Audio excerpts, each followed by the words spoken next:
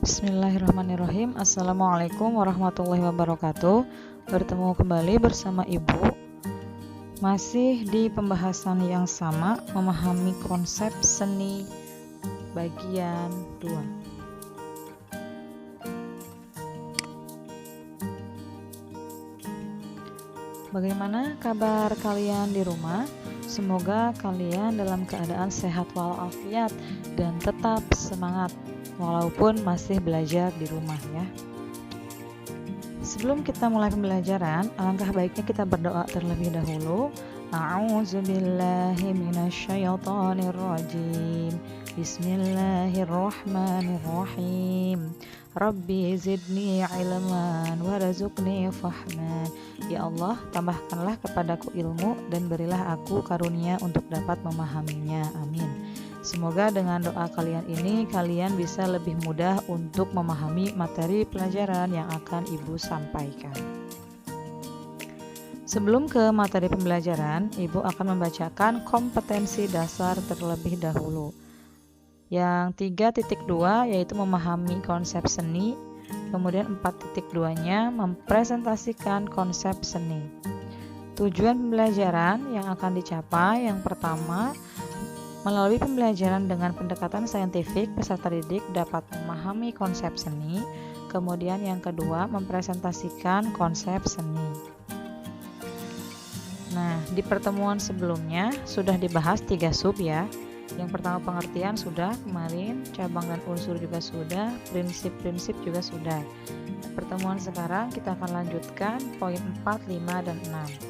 Poin yang keempat yaitu sifat dasar seni.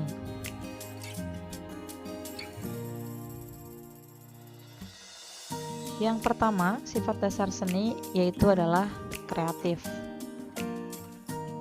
Jadi, seni itu merupakan suatu rangkaian kegiatan manusia yang selalu menciptakan realitas baru, sesuatu yang sebelumnya tidak ada ataupun belum pernah muncul dalam ide atau gagasan seseorang.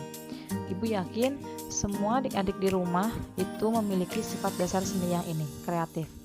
Ya, jadi jika diasah, itu kreativitas kalian itu akan lebih bisa terlatih lagi. Sifat dasar yang kedua yaitu abadi. Karya seni dapat hidup sepanjang masa, melampaui usia seniman itu sendiri. Jadi seni itu sifatnya abadi, akan ada terus-menerus, selamanya akan ada. Ya, jadi dia melampaui usia seniman itu sendiri. Yang ketiga, sifat dasarnya berkarakter. Karya seni yang diciptakan seorang seniman memiliki ciri yang bersifat personal, subjektif, dan individual. Kemudian sifat dasar yang berikutnya ada ekspresif. Nah, dalam mengapresiasi dan menilai suatu karya seni, kita harus memaknai kriteria atau ukuran perasaan estetis. Jadi seniman mengekspresikan perasaan estetisnya itu melalui suatu karya, sedangkan penikmat seninya itu melalui penghayatan dan perasaannya. Kemudian sifat yang terakhir yaitu universal atau menyeluruh. Seni itu berkembang di seluruh dunia dan sepanjang waktu. Jadi seni ini tidak terpisahkan dari kehidupan masyarakat. Nah, sejak zaman prasejarah sampai saat ini, seniman terus membuat karya seni dengan beragam fungsi sesuai kebutuhan pada zamannya. Yang berikutnya ada fungsi seni. Nah, fungsi seni ini terbagi menjadi 2. Yang pertama, fungsi individual, kemudian yang kedua, fungsi sosial. Fungsi individual, jadi fungsi seni ini hanya bermanfaat untuk kebutuhan pribadinya aja. Itu individual artinya ya. Kalau fungsi sosial, itu bermanfaat sebagai pemenuhan kebutuhan sosial seseorang. Ya, jadi kalau individual itu bermanfaat untuk kebutuhan pribadinya, kalau fungsi sosial bermanfaat sebagai pemenuhan kebutuhan sosial suatu individu atau seseorang. Nah, kita bahas satu persatu.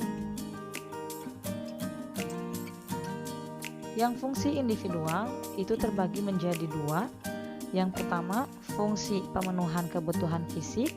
Yang kedua, fungsi pemenuhan emosional.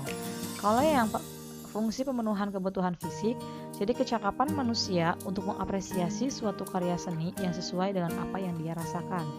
yang mewakili perasaannya dan kebutuhan yang dia inginkan. Kalau fungsi pemenuhan emosional, itu kecakapan manusia untuk membuat suatu karya seni sesuai dengan apa yang dia rasakan, yang mewakili perasaannya dan kebutuhan yang dia inginkan. Itu fungsi pemenuhan emosional. Kalau fungsi sosial, itu terbagi menjadi beberapa fungsi. Yang pertama, fungsi religi. Kalau fungsi religi, itu karya seni yang membawa pesan, ciri khas, dan media seputar keagamaan. Keagamaan ini yang berada di lingkungan masyarakatnya ya tentunya. Kemudian yang kedua, fungsi pendidikan. Karya seni yang dibawa ke dunia pendidikan dengan tujuan untuk membantu dan memotivasi peserta didik untuk belajar. Yang ketiga, fungsi komunikasi. Ini diciptakan untuk menyampaikan sebuah pesan. Ini kalau komunikasi ini biasanya berupa kritik sosial, gagasan, dan informasi guna untuk disebarluaskan kepada masyarakat sekitar dengan maksud dan tujuan tertentu. Yang keempat, ada fungsi hiburan. Kalau fungsi hiburan itu seninya itu bisa dinikmati oleh kalangan masyarakat, di mana hanya seni tersebut dapat dijadikan sebuah hiburan untuk melepas kejenuhan atau obat untuk mengurangi kesedihan. Yang kelima, fungsi artistik. Jadi seni ini berfungsi sebagai media ekspresi seniman untuk mengungkapkan ide dan perasaannya ke dalam karyanya, namun tidak untuk kepentingan komersil. Yang berikutnya ada fungsi guna. Fungsi guna ini mempertimbangkan aspek kegunaan dan manfaat untuk menunjang kebutuhan manusia lainnya. Nah, ada 7 fungsi ya. Yang terakhir ini ketujuh, yaitu fungsi kesehatan. Jadi kalau fungsi kesehatan ini, karya seni ini dapat dijadikan sebagai media, alat, dan bahan dalam dunia kesehatan. Tentunya yang sudah dikaji ya manfaatnya oleh para ilmuwan. Jadi ada 7 fungsi sosial dalam seni. Yang berikutnya ada bentuk seni. Bentuk seni ini dibagi menjadi 3. Yang pertama, seni rupa. Kalau seni rupa, ini cabang seni yang menghasilkan sebuah karya yang dapat dinikmati melalui pandangan dan rabaan. Jadi ada bentuknya, itu ada konkret ya, tidak hanya membayangkan, tidak abstrak. Nah, ini contoh salah satu dari bentuk seni rupa, lukisan, ukiran, itu contoh dari seni rupa. Kemudian yang berikutnya bentuk seni, ada seni pertunjukan. Pertunjukan ini bisa tampil sendiri ataupun berkelompok dalam tempat dan waktu tertentu.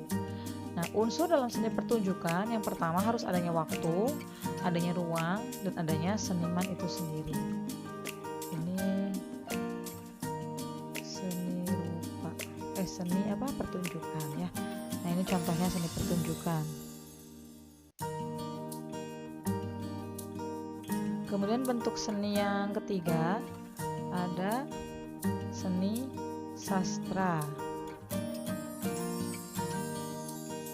Seni sastra bentuk seni yang menonjolkan keindahan tutur kata dan cerita. Nah, tapi cerita dalam seni sastra ini memiliki makna dan arti yang tersirat di dalamnya.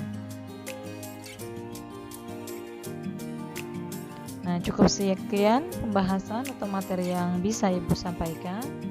Semoga bermanfaat dan jangan lupa like video ini, kemudian subscribe channel YouTube-nya.